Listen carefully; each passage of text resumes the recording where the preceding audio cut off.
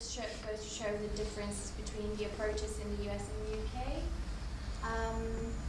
It's important to define disability as a concept, and although a lot of people associate it with physical quote-unquote abnormality, it's more of a social issue, and it goes back to trace the history of disability.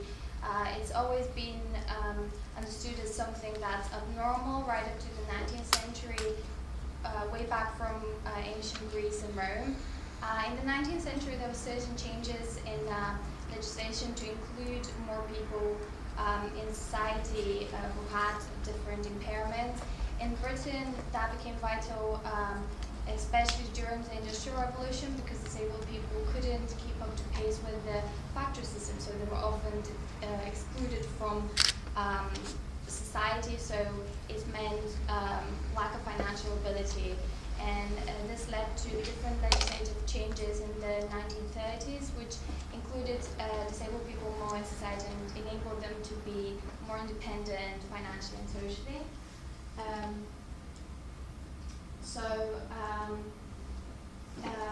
This goes more to more recent changes in the 1980s and 1990s in Britain, which were led by the New Rights political movement that also included Disabled People Home in the Disability Discrimination Act of 1995. However, recent trends have been more harmful to disabled people in Britain, in particular, especially with the financial crisis. And everything since 2009 and the David Cameron government has gone sort of, in reverse to what has been built towards now. So a lot of financial cuts, meaning that a lot of disabled people, again, are deprived from the opportunity to get an equal education, equality in the social system.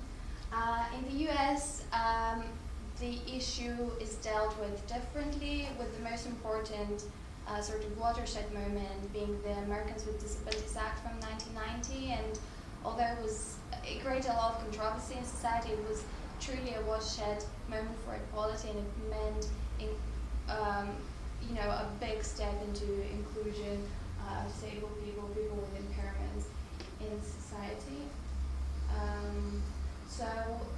This is mirrored in TV, and it's sort of ironic that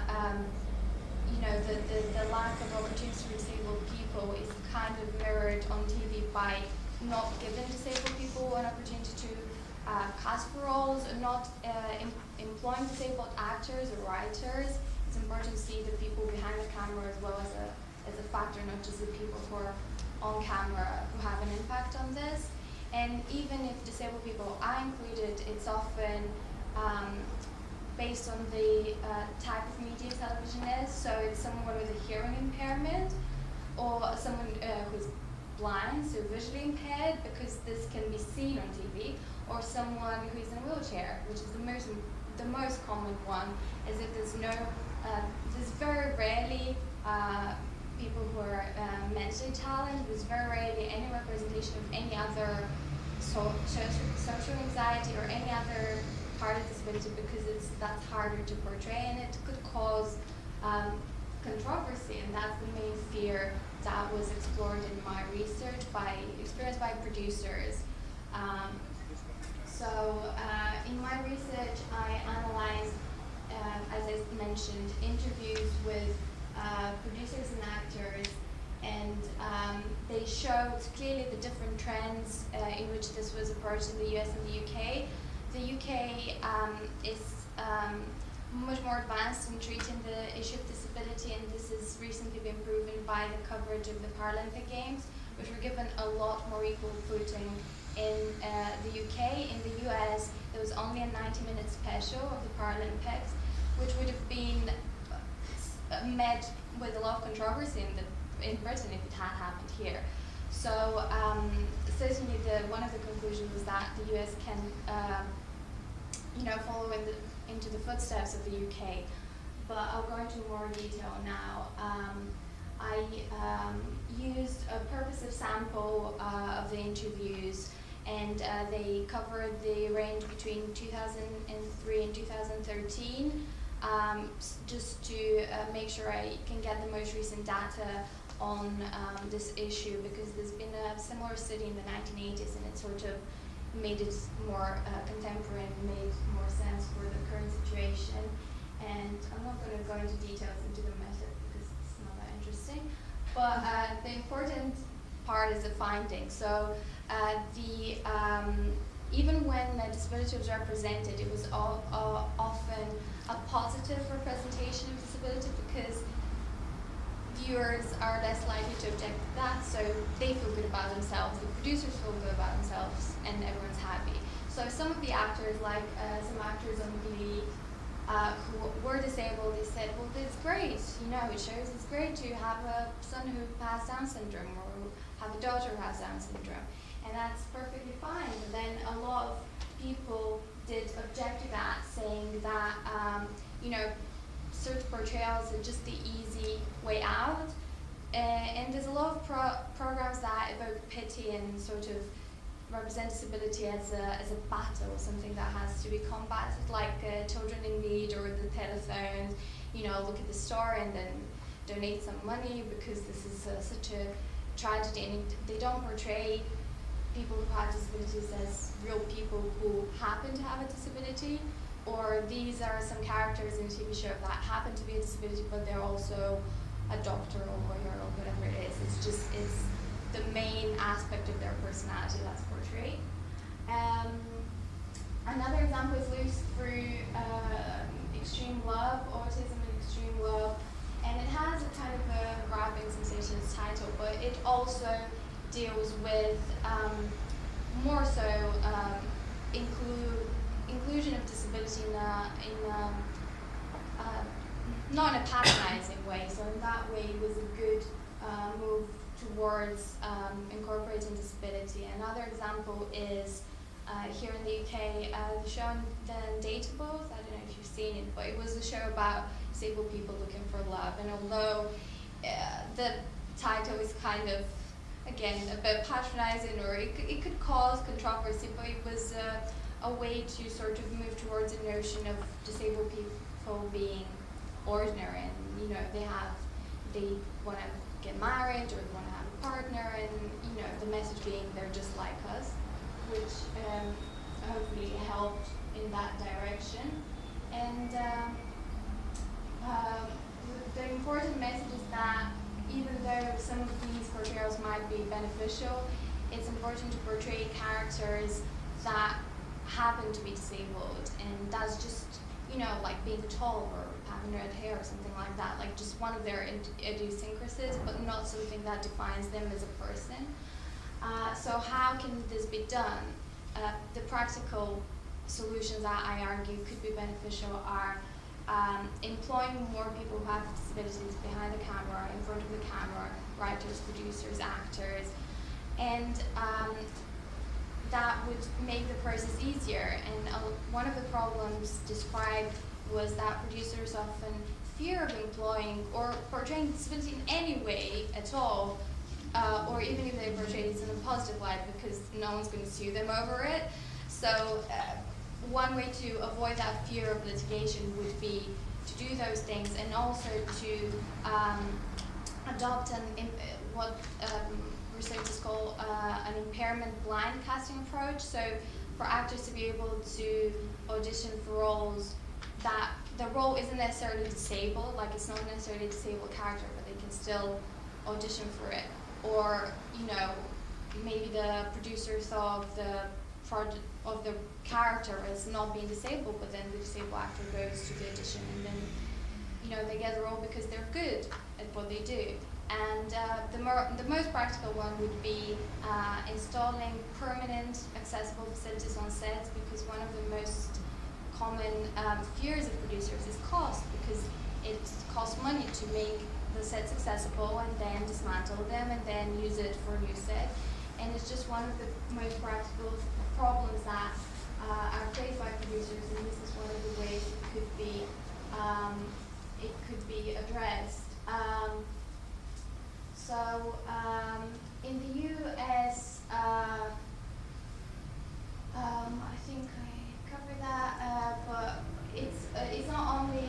the characters that are represented that you know, happen to be disabled, it's important to have a variety of characters, as I mentioned, not just people who are in a wheelchair or who can't see or who can't hear. It's important to have a variety of representations of disability that aren't stereotypes, and also truthful representations that make sense to both abled and disabled viewers. And they could be controversial, but it would be a step forward. Sometimes, unfortunately, some of the problems in the industry are caused by producers themselves. Ricky Gervais had a show, I don't know if you watched it, it's called, what is it called? Life's Too Short, with the Ward Davis, who's a little person, and that caused a lot of controversy because, you know, the common opinion was that he was making fun of him for being short, rather than, you know, having a funny show with him in it. So sometimes the most important and the people who are trying to make some changes in the industry are the ones who are problematic. So Ricky Gervais has a very tense relationship with the disabled community, or, you know, the different unions that represent people who have disabilities. And yet in extras and in The Office, he had disabled people play disabled characters. So you can see why this is such a subject that producers tend to be careful with. And in America it has its sort of parallel with, there was a sketch on Family Guy where there was an actress who had Down syndrome, and she played a character who had Down syndrome. And she was on a date, and the guy asked her, so what do your parents do? And she said, my mother is the former governor of Alaska. So Sarah Palin and all of her family got mad. And, you know, they went to see Seth MacFarlane and blah, blah. And basically, Sarah Palin said to the actress, she reached out to her in the newspaper and said, I want to help you, sort of, you know, patronizing, because my son is disabled and you're disabled and I'm going to help you. And then the actress said, no, actually, I thought the line was really funny, so I don't need help. I don't need to be patronized. I'm a person and I just happen to have Down syndrome. So it is a complicated issue, and it does cause a lot of controversies, and there is need for improvement, but in the long run, the UK has made much more progress in that direction. And you know, the US can follow into its footsteps with examples like the Paralympics. Why would you show just a 90-minute segment? Or a lot more actors in the US play characters that are disabled, but the actor himself isn't disabled. That wouldn't be okay with race. Why is it okay with disability to play someone? Why would it be fine for that to happen? And it certainly wouldn't happen as much in the UK. Even the data show that a lot more producers voice their opinions on the issue in the UK than the US. So the issue is much more covered here, which is a good sign for people who are disabled or working towards that cause of incorporating disability, not just in the media but in society. It can be done by encouraging public discussions and, you know, installing the practical measures I mentioned before. So the accounts of the actors and producers paint a picture of what working with a disability means in a very concentrated on youth and looks industry means, and it's only going forward from here now, but pointing to the problems that currently exist is vital in order to make progress with that complex issue. So people with disabilities can enjoy a full and equal and fulfilling life.